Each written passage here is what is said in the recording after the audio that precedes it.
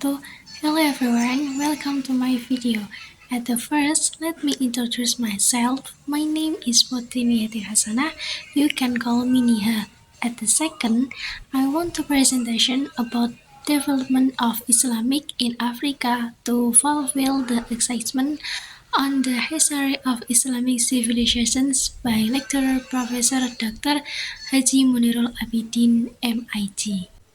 And okay, this is my presentation. The topic are history of Islamic civilization in Africa, definition of Islamic civilization in Africa, and conclusions.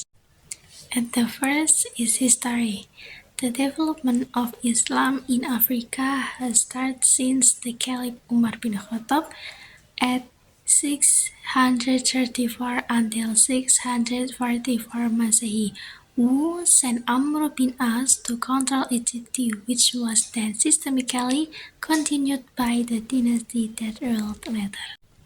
The spread of Islam by several Muslim rulers has made Arabic the official language used by Muslim communities in various regions. Especially in Africa, the influence was not only on the language aspect but on civilizations in general.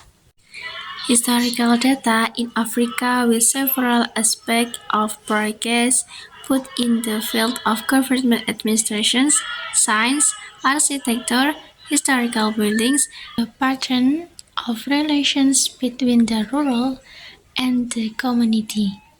Is historical evidence that Islam is rahmatan lil alamin. Only a development, stable, and progressive government is able to build magnificent buildings with high architecture. And the second is a definition. Africa is a region known for its tribal and violent society, but Islam was well received. Islamization in sub-Saharan Africa is an interesting phenomenon when compared to the spread of Islam outside the African region, which is full of political noise. Islamization in Africa has started since the time of the Prophet Muhammad SAW when they migrated to Khasanah. The journey of Islamization to Africa starts from the North African and entered the sub-Saharan African region with Uqbah bin Nafi as its central figure. Islamization to sub-Saharan Africa used three paths, namely through military expansion, dawah flows, and trade routes. There are similarities between sub-Saharan Islamization and Islamization in Nusantara, namely through da'wah and trade. Now countries in sub-Saharan Africa are progressing in all fields, and the majority of the population is Muslim. This progress is thanks to the service of each Muslim figure from the dynasty. Among them are the Indonesia dynasty, Rustamiyah dynasty, Aghlabiyah dynasty, Moropidon dynasty, Al-Muwahhidun dynasty, and Fatimiyah dynasty. In the 11th and 12th century, the economy in Tunisia developed further as nomadic migrants from Arabia and Egypt invaded North Africa. Kairouan and several another cities, which had been established through a series of Arab conquests, were quickly destroyed. Tunisia's economic decline was the result of several factors, including the Arab invasion, the internal fragility of the local regime, and Europe attacks on several coastal towns and the shift of Saharan economic activity to another trade routes. But even then, the destruction was total. Some coastal areas survived, agriculture flourished in Monatir. Then in the mid-8th century Berber Karachi sultanates were established in Tamlis, Third Sijil Masa, and Morocco. The immediate Karachi kingdom of Third at 761 until 909 was founded by Abdul Rahman ibn Rustan. The imam was chosen from among the nobility and lived an ascetic life in interpreting the law, preaching justice, and in leading his soldiers on the battlefield. In the 10th century, several Khawarij dynasties were replaced by the Berber sultans of Zenata, which was originally a tribal power.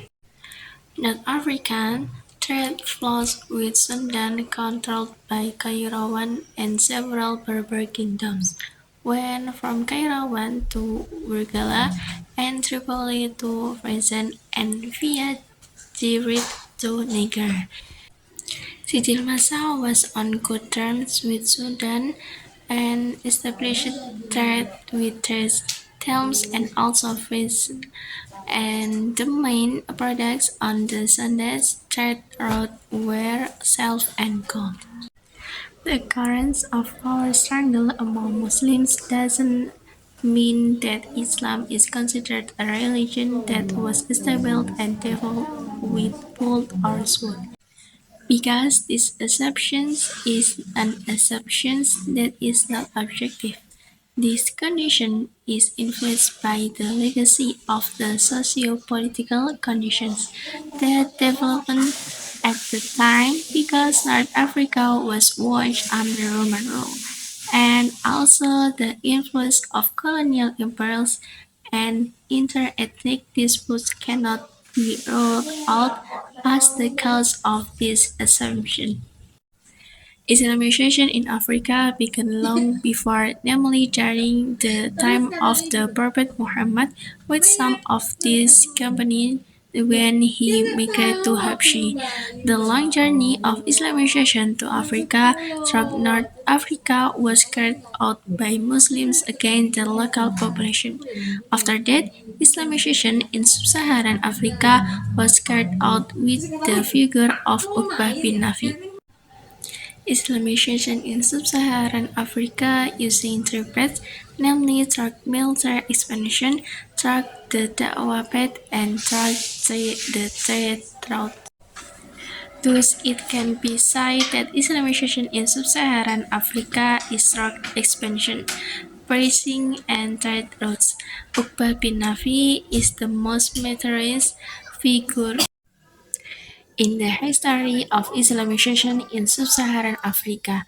Now, countries in sub-Saharan Africa have a major Muslim population. He was instrumental in penetrating the Sahara Desert, including parts of Sudan.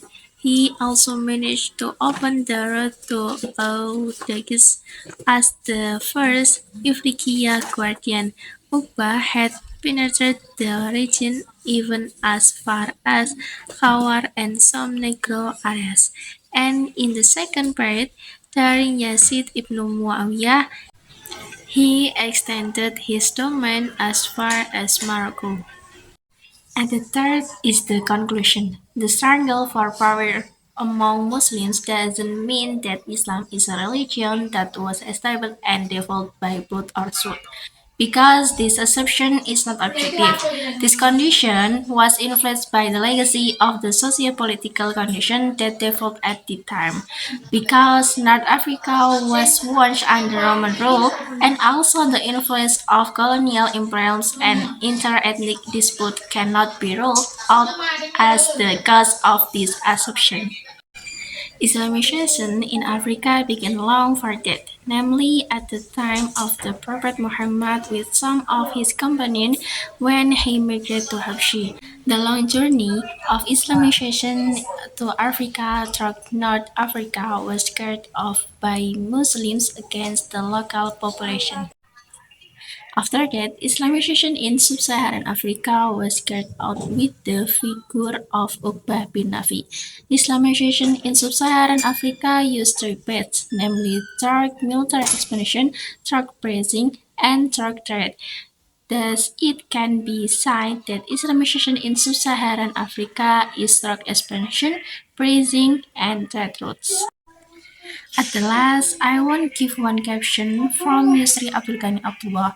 He said, history wants us not to repeat the mistake of the past and to learn lesson to build the present. It was us to take the positive aspect of the past and try to avoid its negative aspect in order to achieve a better and brighter future. And this is the literature from my presentation. And finally, and I thank you for your time. I apologize if there are any wrong words or actions. Shukran. Wassalamualaikum warahmatullahi wabarakatuh.